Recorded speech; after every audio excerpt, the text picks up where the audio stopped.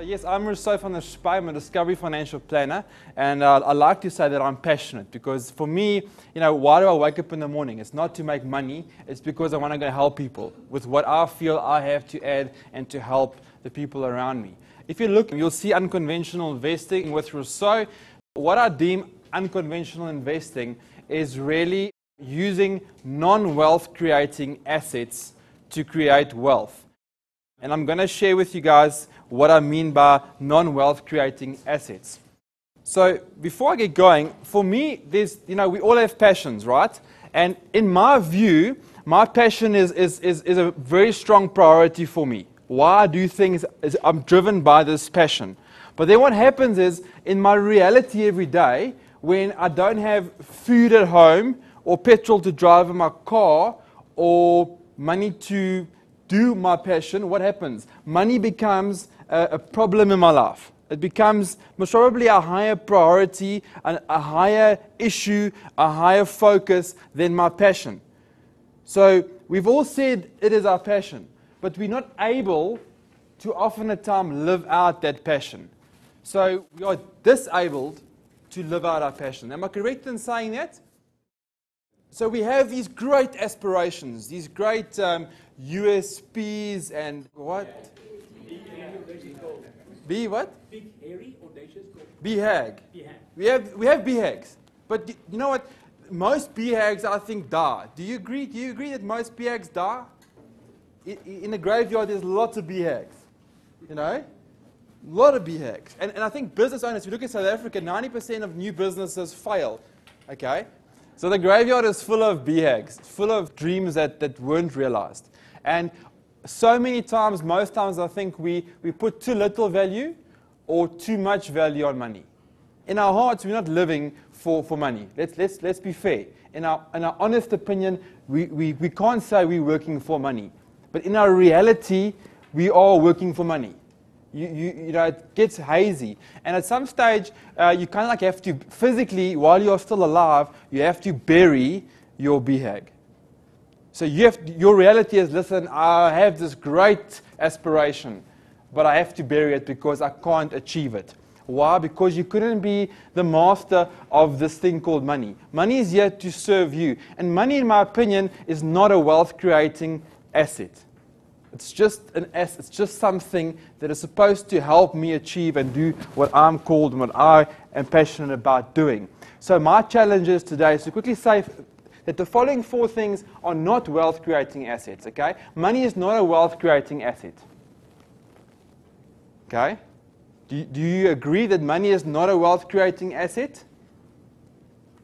Okay? Business is not a wealth-creating asset. What is a successful business? That is a wealth-creating asset, okay?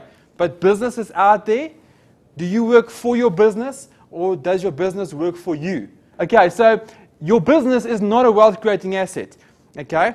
Insurance is also not a wealth-creating asset, and that's kind of obvious, right? And then your health is not a wealth-creating asset. So with what I do, the Money Mastery program that's in front of you, I want to build a financial foundation for you, with you, in your life, because there's a huge disconnect between you as a business owner and your business. Why are you doing this?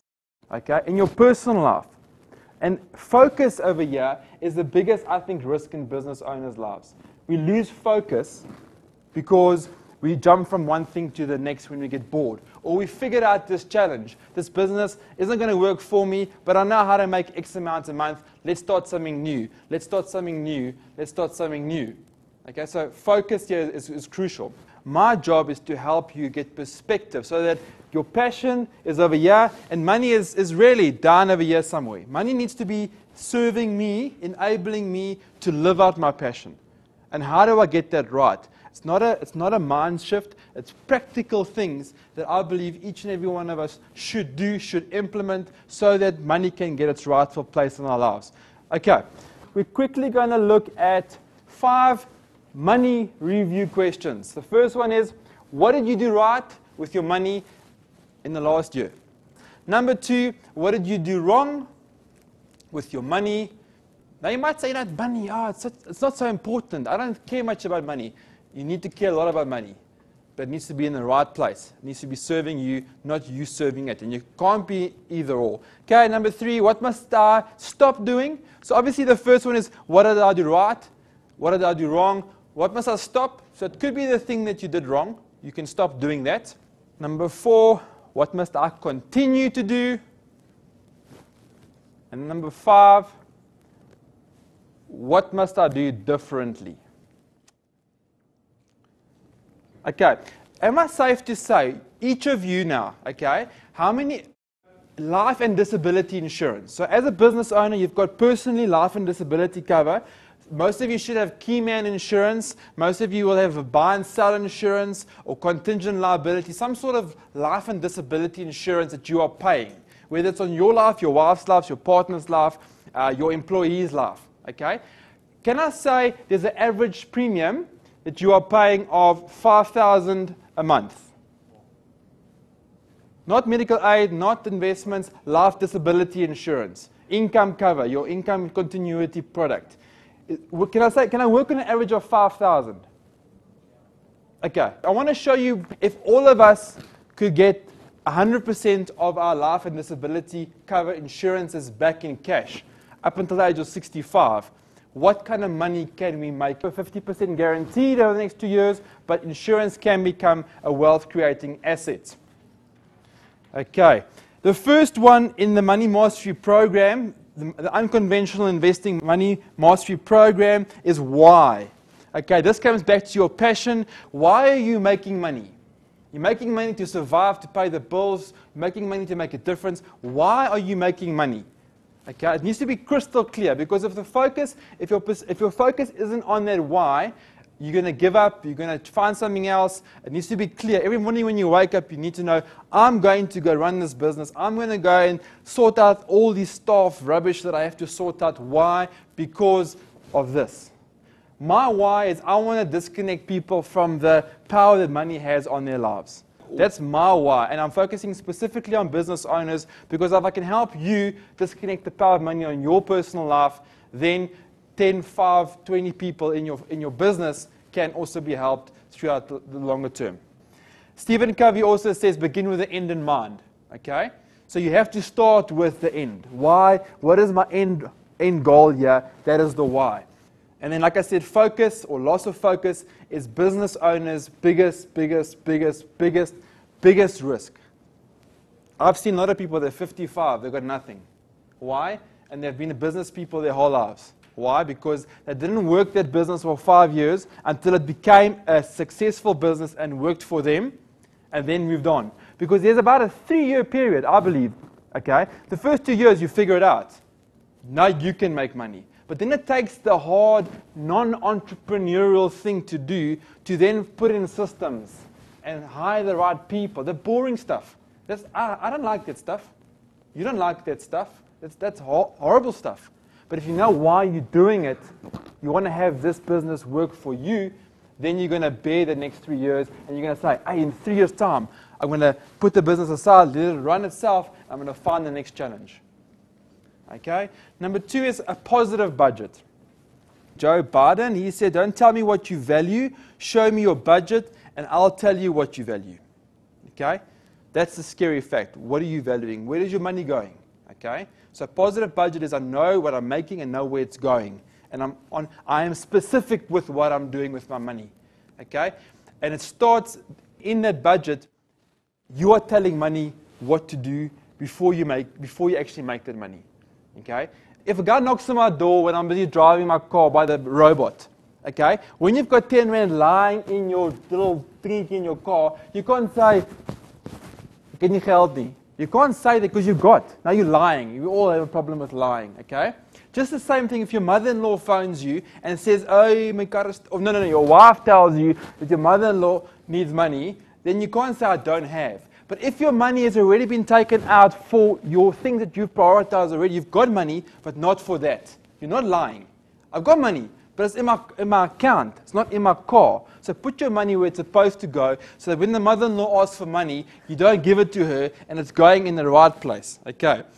You're actually starting to become the master of your money when you write out your budget, and before it comes, you're telling it where it goes. Isn't it amazing when we were employed? Most of us were employed at some stage of our lives. When you had a pension and a medical and a what, okay?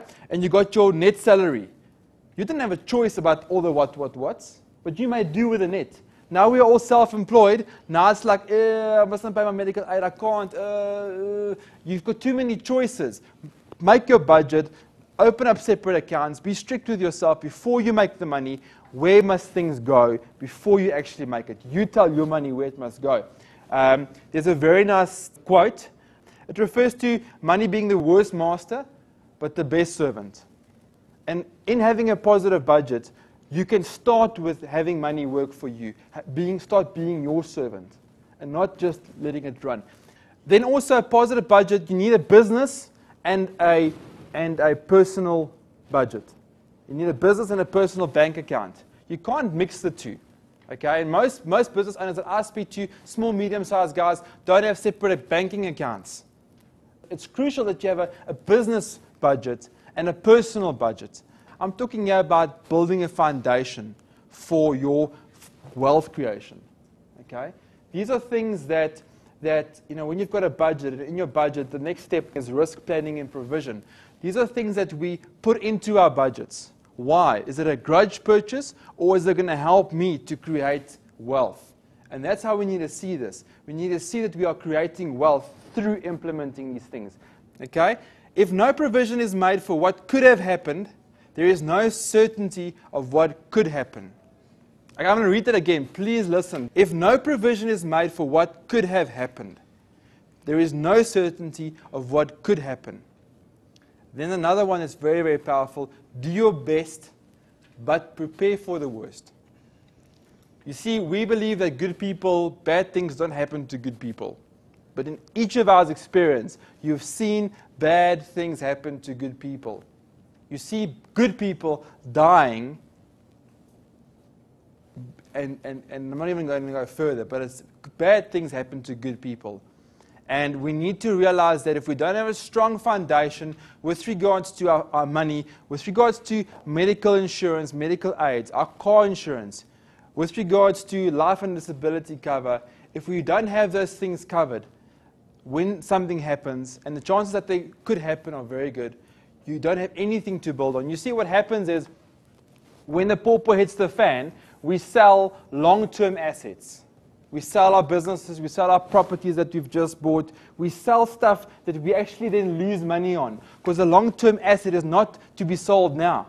Okay? You might make 100,000, but if you do your maths, you're losing money. Because so you're selling long-term assets. So you need to firstly ensure those things. But here's the magic. As you get older, okay, your assets are increasing. So what then happens? As you get older, your insurance must decrease. So my goal as an insurance salesman is to make you pay less insurance. Because as your wealth increases, your insurance must decrease. Okay? Because then you self-provide at the end of the day.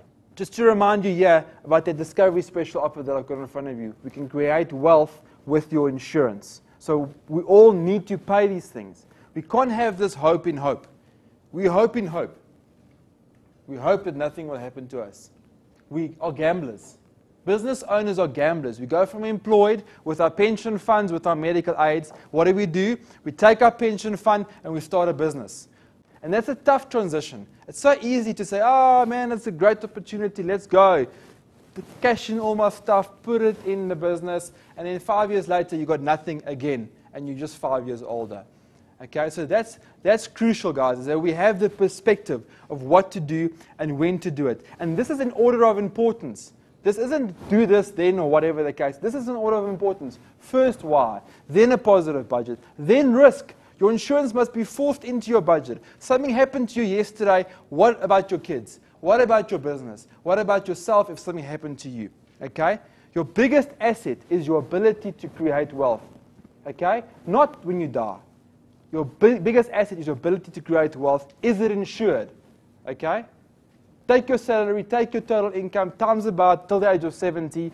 How much do you stand to lose today or yesterday if you can't work anymore? Scary, scary, scary facts. Okay, so we're going to create wealth through your insurance. So please read it through, book a time with me, fill in the form with Anita today so we can meet, and before the time I'll prepare to see how personally I can create wealth with your insurance.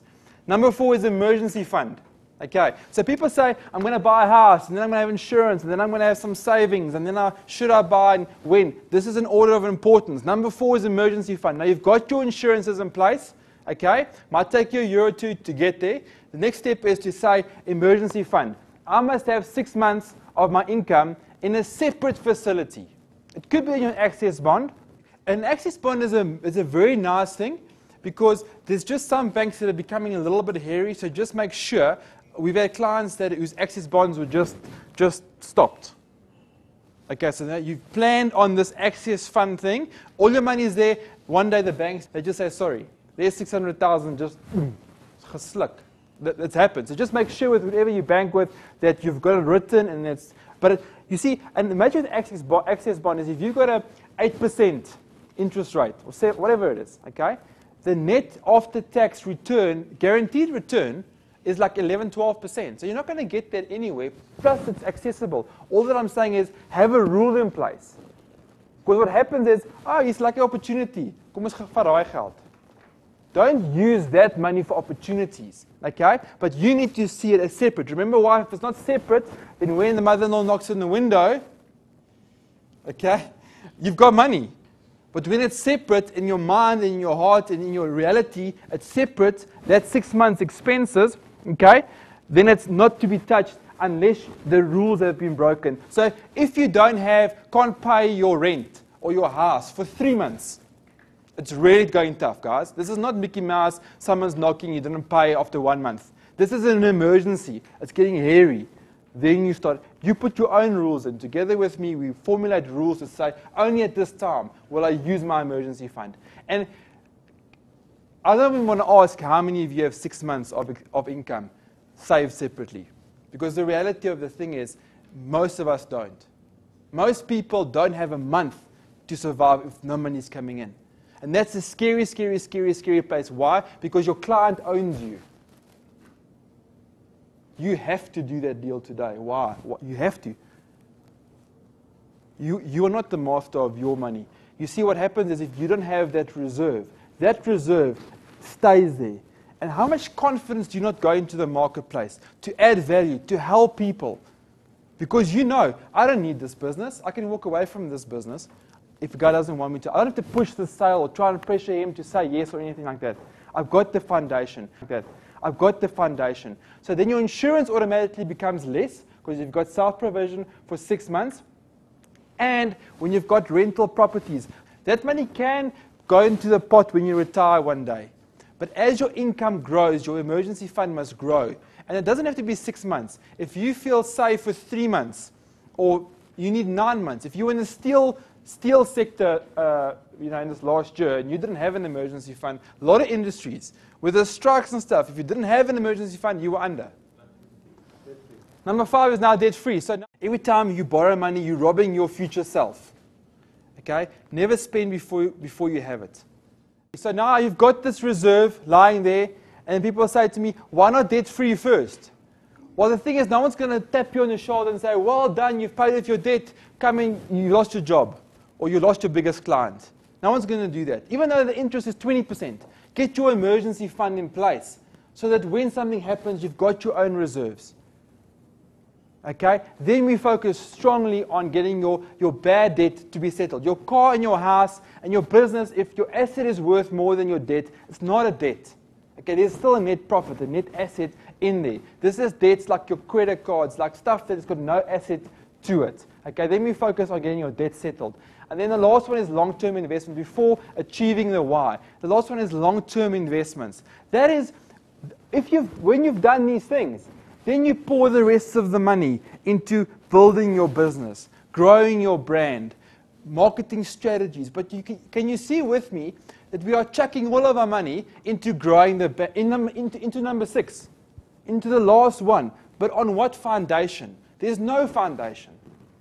Most people, you guys are very special being here today about your businesses.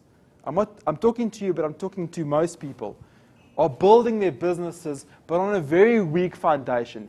If a little storm comes, little hiccup comes, they're under. Their business cannot weather the storms. What happens then? Then you have to retrench, then you have to let go of people, you have to go back into employment. Okay? So long-term assets is your business, it's your property, it's your retirement products.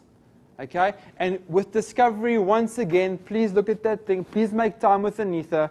We can create wealth using your insurances. But only at that stage, when those boxes have been ticked, can we put extra money into those long-term investments. Everyone else is selling. Hold until everyone else is buying. That's not just a catchy slogan, it's the very essence of successful investing. Okay?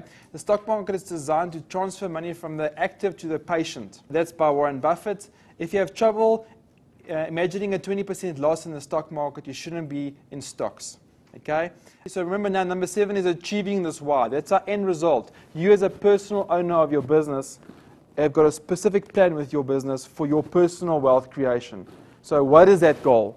Is it to have 5 of these businesses? Is it a rand value? Let's achieve that using your business to achieve that, okay? Robert Kiyosaki said it's not how much money you make, but how much money you keep, how hard it works for you, and how many generations you keep it for. Okay, that's super, super, super powerful, okay? Dave Ramsey said, you must gain control over your money, or the lack of it will forever control you. And that's the sad thing, guys. Money is, we are enslaved. We are slaves. We are seeing a nation, a world of people that are enslaved. So even our frame of reference, how we grew up in the stuff that we read, we need to have a new thing here. We need to become aggressively angry, upset about debt. We need to understand how this money thing works and put it in its right place. It needs to serve us, and we definitely don't need to serve it. Okay, last 2, and then I'm done. You must, before you speak, listen. Before you write, think. Before you spend, earn. Before you invest, investigate. Before you criticize, wait. Before you pray, forgive. Before you quit, try. Before you retire, save. Before you die, give. And the last one, if we command our wealth, we shall be rich and free. If our wealth commands us, we are poor indeed. Thank you very much.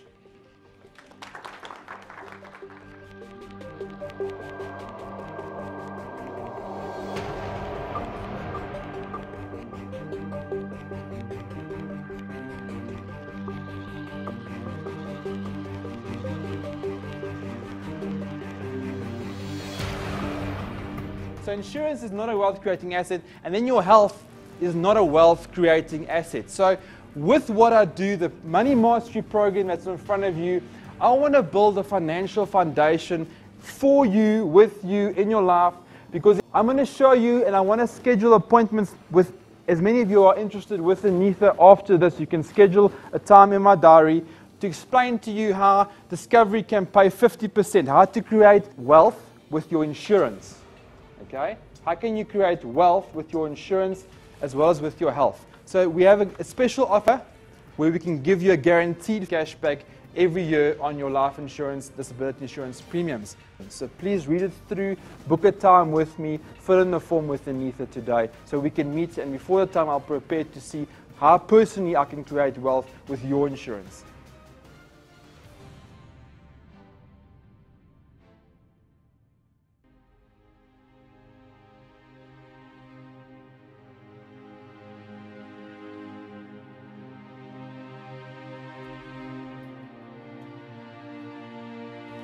I've seen a lot of people that are 55, they've got nothing.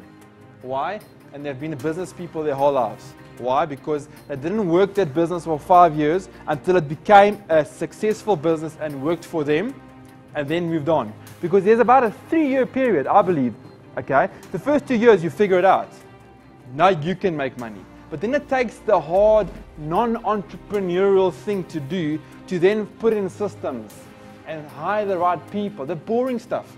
I don't like that stuff. You don't like that stuff. That's horrible stuff. But if you know why you're doing it, you want to have this business work for you, then you're going to bear the next 3 years and you're going to say, hey, in 3 years' time, I'm going to put the business aside, let it run itself, I'm going to find the next challenge.